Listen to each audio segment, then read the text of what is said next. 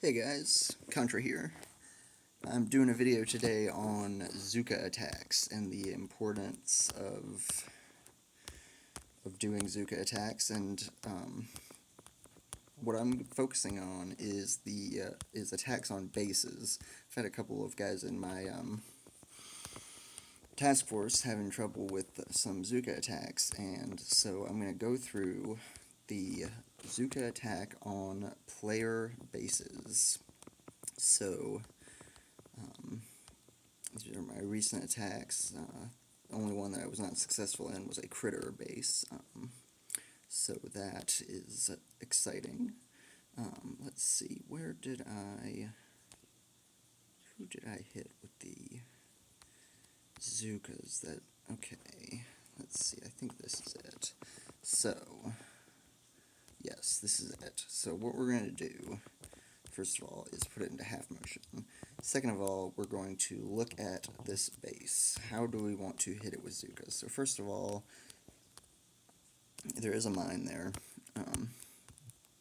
It's always good to look for those. And second of all, you want to look at the base and try to find a spot by the core that you can hit with Zookas, where you can minimize your shocks and have unobstructed access to the core for several seconds, which with max Zookas is really all that you need. So I'm looking here and I'm seeing, okay, really don't want to hit up front. That's going to be a tough one. There's quite a lot of defenses that will just shred my Zookas. Okay, so hitting on the side, that's going to be tough because I don't want to I would have to clear out both of these shock flamethrowers, and then I would have to shock the shock launcher, which is going to be a tough one to hit the shock launcher and the rocket launcher. So I don't like the side base attacks here. What looks best to me is to clear out this machine gun and to camp my Zookas inside this rocket launcher's dead zone, where I should be safe-ish from that machine gun, or I can just out-heal it, and then I can fire on the core from right there. So let's go ahead and play through. So the first thing that I did was took that out. Now, while this is going, I'm going to talk about the different things that you need to do when your smoke dries up. So first of all, you need to shock.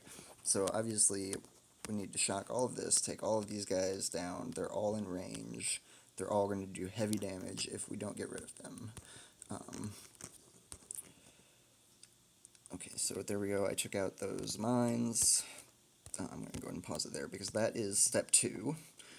You need to make sure your path is clear. So I've cleared the mines and the machine gun from my end path, and now I have everything that I need to get together. So just to really quickly finish what I was talking about a second ago, I'm going to be shocking this stuff, shocking the machine, or the rocket launchers, shocking the shock launchers and flamethrowers on that side, and shocking that rocket launcher. Now, some other useful things to do are you can drop critters and you can drop health on your Zookas. So flamethrowers, shock launchers, even machine guns, you can actually out-heal the damage done to Zookas by those weapons unless they're incredibly heavily boosted. So those are the sort of defenses and protections that you have against anti-Zooka weaponry. So as you can see now, this is the second part of the attack. So I've prepared my landing. Now I'm going to flare to the corner and launch each boat of Zookas so that they group up together nice and tight, and I can move throughout the map.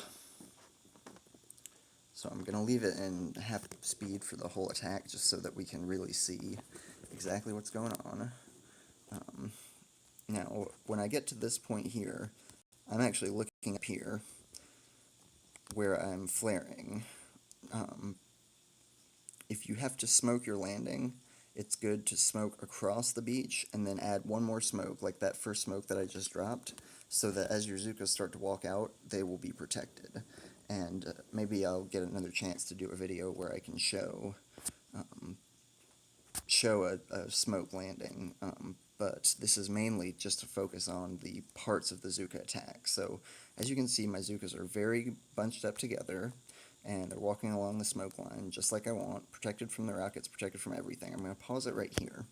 So when you flare your Zookas to a certain spot, if there's a defensive building or even any kind of building around where your Zookas are, they won't just run around like chickens with their heads cut off. They will start to aim at those buildings. So as you can see, the Zookas are aiming at these two defenses and staying under the smoke.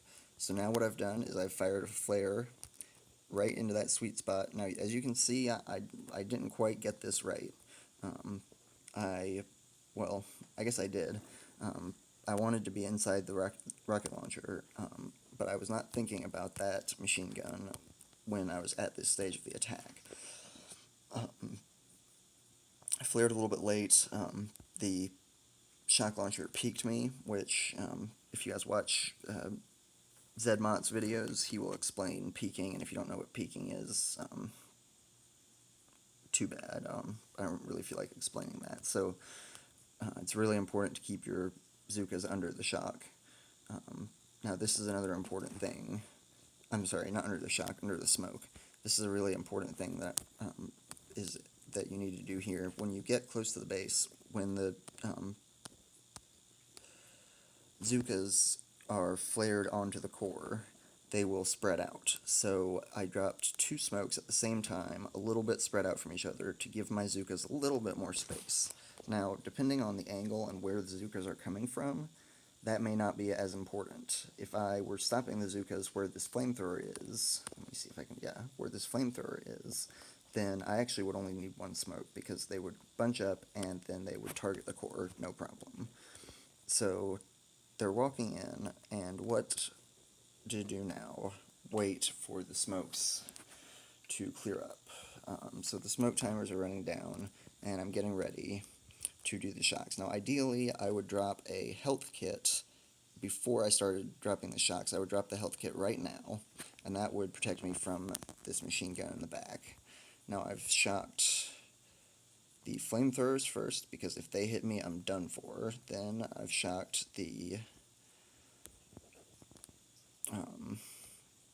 rocket launchers on the outside. So the base goes down, and the only damage that I took was from this machine gun because I did not drop a health pack. Now, I had the gunboat energy to do so, and yet I did not.